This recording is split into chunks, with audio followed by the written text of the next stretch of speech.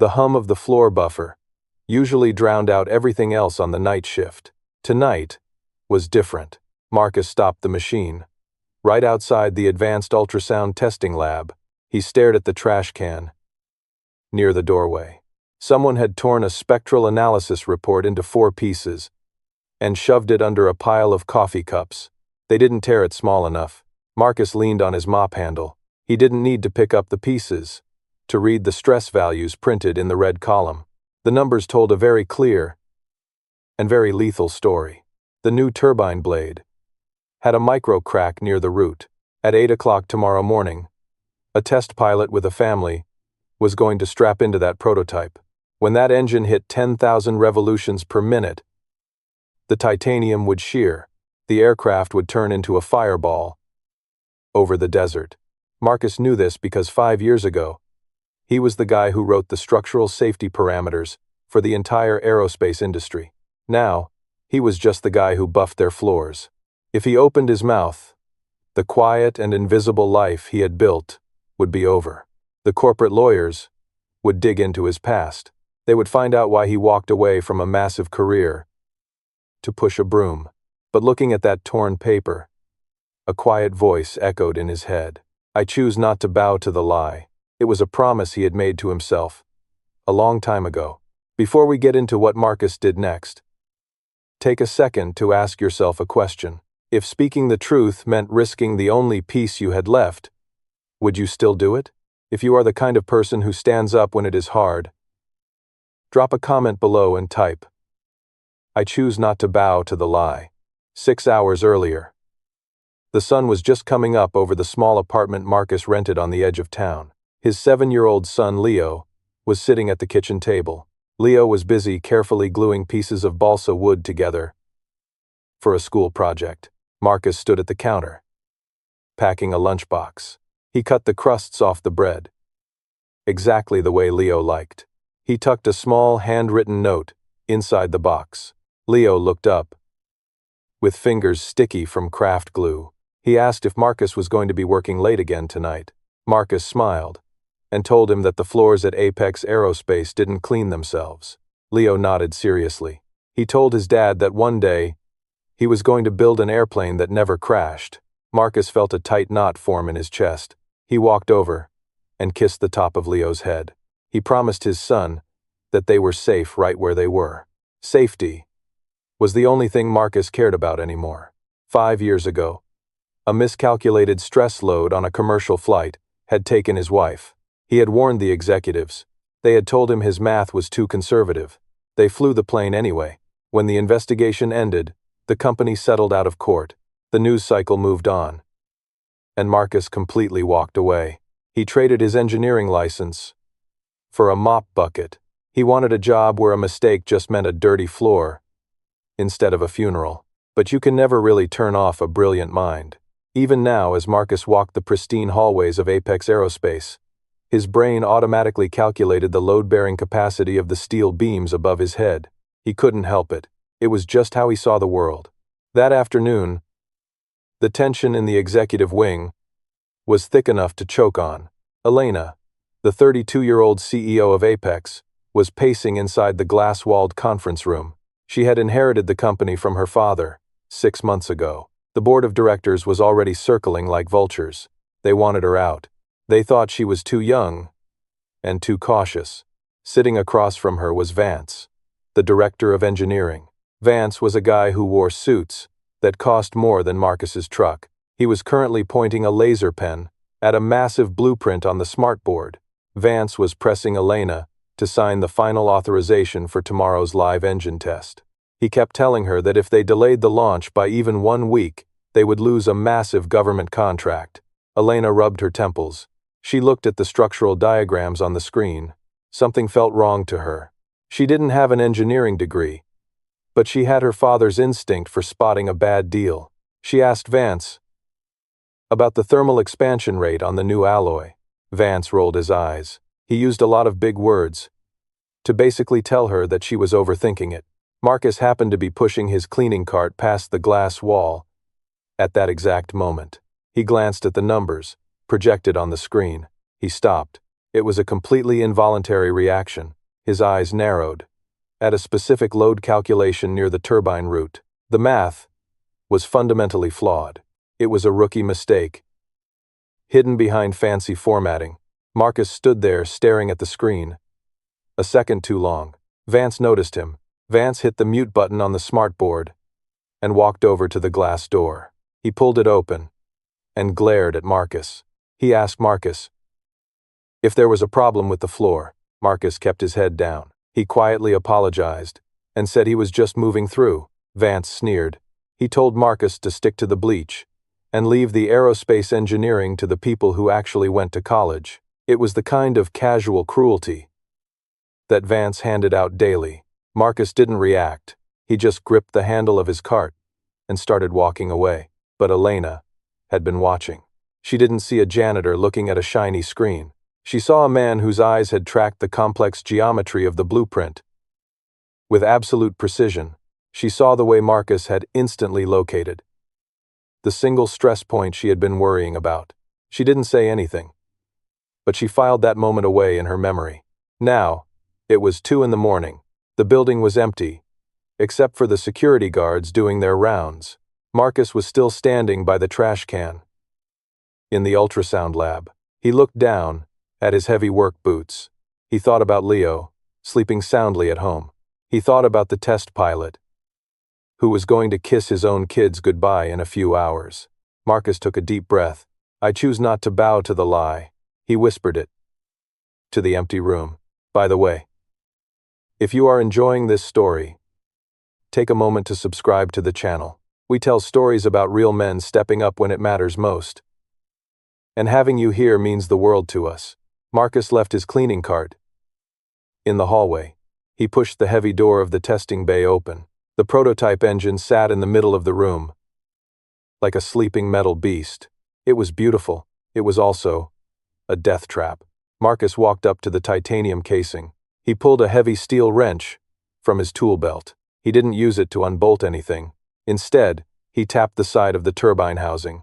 Just once. He closed his eyes and listened to the resonance. Solid titanium has a very specific harmonic vibration.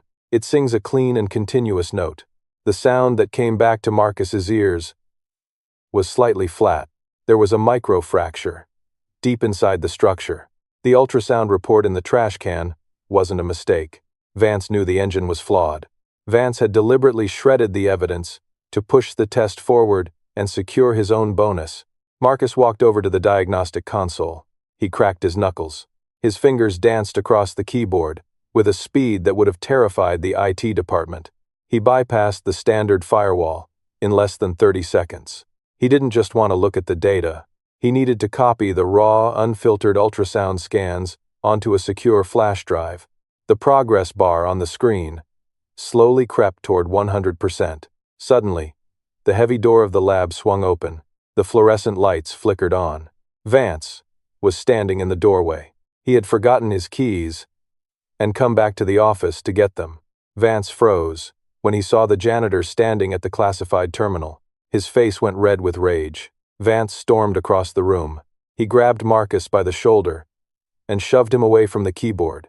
He yelled, asking what the hell a guy with a mop was doing touching a $50 million server. Marcus didn't stumble. He just stood there, looking Vance dead in the eye. He pointed at the screen. He said the root stress parameters were faked, and that the blade was going to fail under load. Vance laughed. It was a cold, ugly sound. He stepped uncomfortably close to Marcus. He told Marcus that he was just a nobody who scrubbed toilets for minimum wage. He threatened to call the police, have him arrested for corporate espionage, and make sure social services took Leo away before breakfast. That was the wrong thing to say. Marcus didn't yell.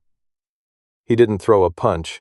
He just calmly reached down, pulled the flash drive from the port, and slipped it into his pocket. He told Vance that the test needed to be canceled, or he was going to hand the drive to the Federal Aviation Board. Vance called security on his radio, but by the time the guards got down to the sublevel, Marcus was already gone. He walked out the back loading dock, his heart hammering against his ribs. He had crossed the line, There was no going back to his quiet life now. I choose not to bow to the lie. The next morning, the desert proving ground was packed. Apex Aerospace had set up a massive viewing tent for the investors, catered breakfast, champagne on ice. The works. Out on the tarmac, the prototype engine was strapped to a reinforced testing rig. A veteran test pilot was sitting in the reinforced control booth, just 30 yards away, running through the pre-ignition sequence. Elena was standing at the front of the crowd, gripping her coffee cup so hard her knuckles were white. She felt sick to her stomach. She still hadn't signed the final authorization, but Vance had bypassed her, using emergency board privileges to greenlight the test. Vance was standing at the podium, smiling for the cameras, talking about how this engine was going to revolutionize commercial flight. The countdown clock on the big screen hit T-2 minutes. Suddenly, a beaten-up pickup truck smashed through the flimsy wooden barricade at the edge of the VIP parking lot. It fishtailed onto the tarmac, tires screaming, and slammed to a halt, right between the viewing tent and the engine rig. Security guards started running toward the truck, hands on their holsters. The driver's door flew open. Marcus stepped out. He wasn't wearing his janitor uniform anymore. He was wearing a faded leather jacket and carrying a heavy steel torque wrench. Vance grabbed the microphone and screamed at security to take the crazy guy down. 2 guards tackled Marcus, slamming him hard against the hood of his truck. But Marcus didn't fight back. He just looked straight at Elena. He yelled over the siren, telling her the turbine had a Class 4 microfracture. He said if they fired it up, shrapnel was going to tear through the control booth and kill the pilot. Vance was furious. He yelled into the mic that the man was a disgruntled cleaner who had been fired the night before. The investors started whispering. A few people pulled out their phones to record the drama. Elena stepped forward, her voice cutting through the noise. She ordered the guards to let him go. Vance tried to stop her. He said she was ruining the company over the word of a guy who couldn't even afford a real haircut. Elena ignored him. She walked right up to Marcus. She asked him how he knew about the fracture. Marcus didn't give her a long backstory. He pushed past the guards, walked right up to the spare turbine blade, resting on the display stand near the podium. It was an exact replica of the one currently loaded into the test rig. Vance yelled for someone to grab him, but Marcus was faster. He swung the heavy steel torque wrench like a baseball bat. He didn't just hit the blade blindly. He struck it at the exact geometric center of the root cord, precisely where the stress calculation was flawed. A loud, sickening crack echoed across the tarmac. The crowd gasped. The indestructible titanium alloy, the pride of Apex Aerospace, fractured right down the middle. Half of the blade hit the concrete. With a heavy thud, dead silence fell over the tent. Marcus dropped the wrench. He looked at the investors, then at Vance. He started rattling off the exact load-bearing equations, the thermal expansion coefficients, and the aerodynamic pressure limits. He did it entirely from memory, his voice steady and commanding. In the back of the tent, an older man with silver hair stood up. He was a retired general and one of the lead investors. He stared at Marcus, his eyes wide with recognition. He pointed a shaking finger and said, "You're not a janitor. You're Dr. Marcus Thorne. You wrote the FAA Structural Integrity Manual 10 years ago." The entire crowd completely lost their minds. Cameras started flashing. Reporters started shouting questions. Vance went completely pale. He backed away from the podium, but 2 security guards had already moved to block the exit. Elena didn't look at the crowd. She kept her eyes on Marcus. She asked him why he had been hiding. Marcus looked down at his calloused hands. He said he tried to keep people safe with numbers once, and they didn't listen. He said he wasn't going to let someone else's family pay the price for corporate greed again. I choose not to bow to the lie. If you are still watching, this is the part where the good guys actually win. Do me a favor and hit that like button if you think Vance got exactly what he deserved. The test was immediately shut down. The federal authorities were called in before the catered breakfast even got cold. When they plugged Marcus's flash drive into an independent terminal, the truth came spilling out. Vance had been siphoning millions off the manufacturing budget buying cheap, uncertified alloys, and faking the ultrasound reports to cover his tracks. He was walked off the proving ground in handcuffs, completely humiliated. Fast forward 6 months.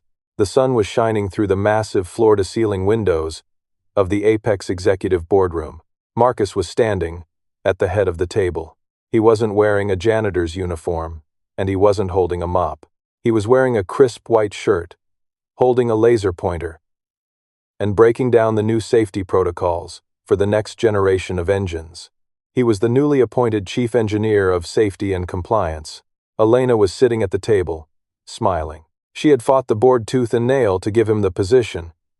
But honestly, after he saved them from a multi-billion-dollar lawsuit and a fatal crash, it wasn't a hard sell. Through the glass wall, Marcus could see his son Leo, sitting in Elena's office. Leo was currently drawing an airplane on a massive whiteboard, completely unsupervised. Marcus smiled. He had spent 5 years trying to hide from the world to keep his son safe, but he finally realized that the best way to protect Leo wasn't to hide in the shadows. It was to stand up in the light and make sure the world was built right. He looked back at the blueprints on the screen. The numbers were finally honest, and for the first time in a very long time, Marcus felt like he was exactly where he belonged.